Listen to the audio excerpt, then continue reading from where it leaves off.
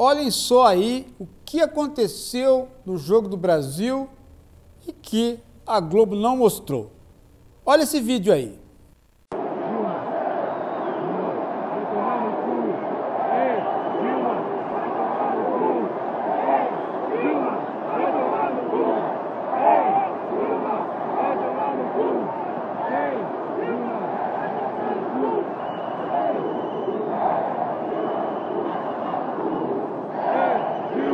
Vai tomar no cu!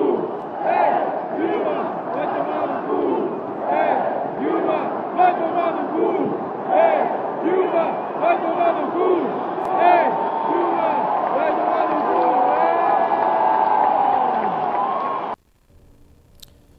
Bem, teve muita gente que falou que isso é uma grosseria. Teve muita gente que gostou. Mas o que nós temos que analisar nessa situação toda é que este protesto aí não foi o único.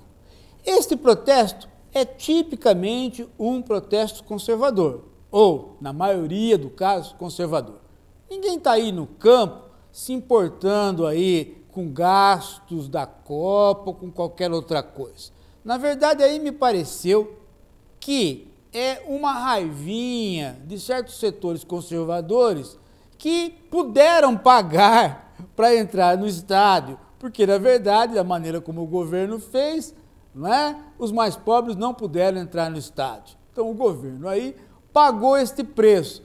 Justamente os mais pobres, que parecem que gostam da Dilma, que parecem que gostam do Lula, pelo menos é o que indicam as pesquisas, não estavam no campo, não estavam ali no Itaquerão. Sobrou o pessoal mais conservador para justamente vaiar a Dilma e falar o palavrão. Bom, mas acontece o seguinte, acontece que do lado de fora havia um outro tipo de protesto. Havia o protesto contra os gastos da Copa. E esse protesto foi reprimido violentamente. Mas não foi só reprimido violentamente. Também foi colocado na imprensa, a maneira como ele apareceu na imprensa, como sendo uma coisa de garotos irresponsáveis. Por exemplo, ficou enfocado na imprensa a briga de um pai com o filho para tirá-lo da manifestação.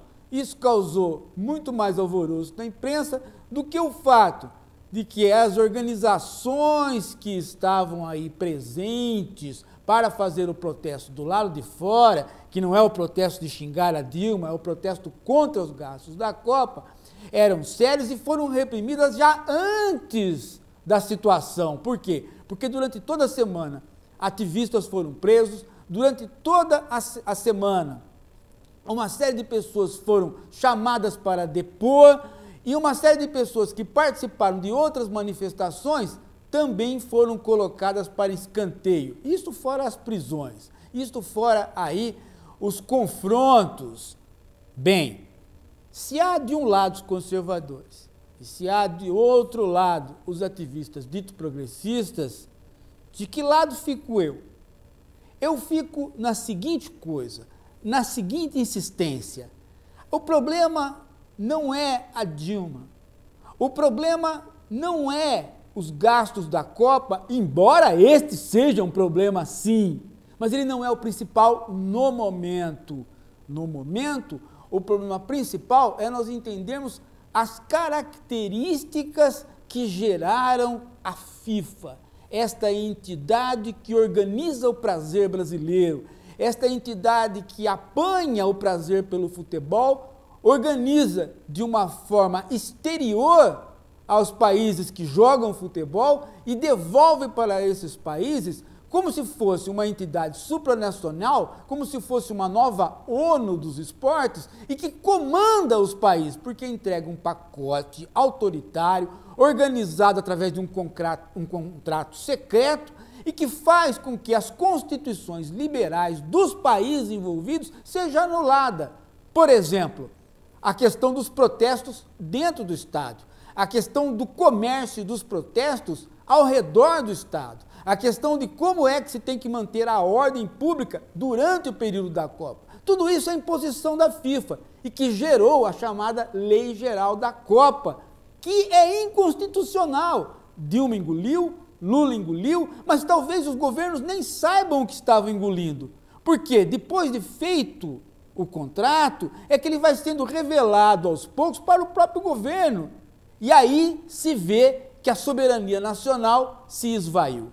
É aí que eu bato. É na tecla constitucional. É na tecla de que, daqui para adiante, organizações que não são mais a Disneylândia, organizações que não são mais Hollywood, que não é mais Las Vegas, não são organizações nacionais, setoriais, territoriais de entretenimento, são organizações supranacionais de entretenimento que se transformam em verdadeiros supragovernos e que durante um período daquele entretenimento, durante o período da venda do mega evento, acaba anulando a Constituição e as liberdades democráticas do país em que está ocorrendo o evento.